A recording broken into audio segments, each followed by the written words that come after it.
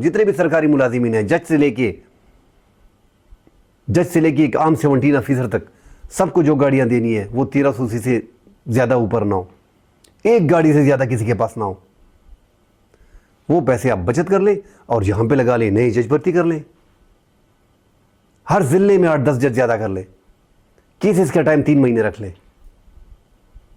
ہر case کا فیصلہ، یہ چھوٹے موٹے کیسز کا، دیوانی فوجداری کیسز کا فیصلہ 1 مہینے میں،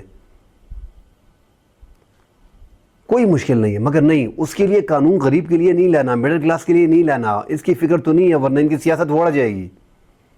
ان کو اپنی حکومت کے لیے، اپنی ڈیفنس کے لیے، اپنی سیٹ کو پکی کرنے کے لیے وفاقی آئینی عدالت چاہیے.